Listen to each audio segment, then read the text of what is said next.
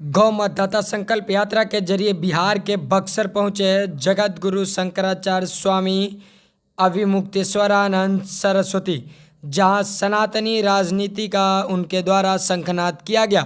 सभा को संबोधित करते हुए शंकराचार्य ने कहा कि सनातन धर्म की रक्षा तभी संभव है जब हम गौ माता का संरक्षण करेंगे। गौ रक्षा हमारी आस्था का विषय ही नहीं बल्कि यह हमारे समाज और संस्कृति की भी आधारशील है। उन्होंने सभी लोगों से आग्रह किया कि आगामी विधानसभा चुनाव में केवल उन्हीं प्रत्याशियों को वोट दे जो गौ रक्षा को लेकर स्पष्ट और दृढ़ संकल्पित हो।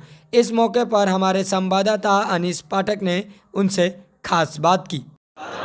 स्वामी जी, आज आप बक्सर पहुंचे हुए हैं। महर्षि विश्वामित्र की नगरी है। पहले भी संताचित राक्षसों का वध हुआ था। आज आप गौ माता की इस सेवा को लेकर के आए, क्या कहिएगा? बात यह है कि सनातन धर्म में सदा से स्पष्टता रही है। हम अपने सत्कार्यों में किसी प्रकार की बाधा नहीं चाहते हैं और अपने प्रतीकों की रक्षा करने के लिए प्रतिबद्ध रहते हैं। बक्सर में इतिहास है कि जब विश्वामित्र ऋषि यहाँ पर यज्ञ कर रहे थे तो कुछ दैत्य दानव राक्षस आकर के बाधा डालते थे। उन्होंने अयोध्या के राजा से सहायता मांगी। अयोध्या के राजा ने सेना नहीं, अपना स्वयं का पुत्र भेज दिया और उन राक्षसों का वध करके उनके यज्ञ को सुचारू रूप से संचालित करने में मदद की गई। तो ऐसे भी राजा हमारे देश में थे जब यज्ञ यागादि के संरक्षण के लिए सेना नहीं, अपना बेटा तक भेजते थे। आज हालत यह है कि हमारी गाय माता को काटने का लाइसेंस हमारी सरकारें दे रही हैं। कितना बदलाव हो गया।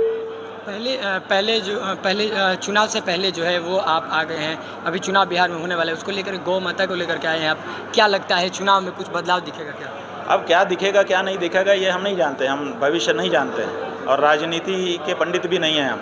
लेकिन हमारी जो धर्म सम्मत बात है उसको धार्मिक जनता तक पहुंचाना हमारा दायित्व है, वो हम कर रहे हैं। वर्तमान में जो सरकार है क्या गौ माता की सेवा करती है या नहीं? करती होती तो हमको उतरना पड़ता। जानते हो फिर भी पूछते हो हैं? क्या बक्सर वासियों को क्या कहिएगा? बक्सर वासियों को, बक्सर, बिहार और पूरे देश के सब सनातन धर्मियों को एक ही बात कहना है कि मतदान करते हो, विचार कर लो कि तुम्हारा मतदान तुमको पापी बना रहा है कि पुण्यात्मा बना रहा है। अगर किसी पापी को वोट दे रहे हो तो तुम भी पापी हो जाओगे और पुण्यात्मा को दे रहे होगे तो तुम भी पुण्यात्मा बनोगे।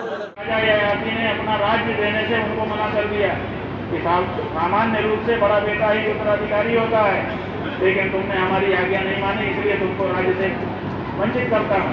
उन्होंने कहा चलेगा लेकिन मैं अधर्म नहीं कर सकता। तब उस यदु के वंश में भगवान श्री कृष्ण आए। ऐसा जो धर्मात्मा होता है उसके वंश में भगवान अवतार धारण करते हैं। अधर्मी के घर में भगवान नहीं आ सकते, इसलिए उनको धर्मशील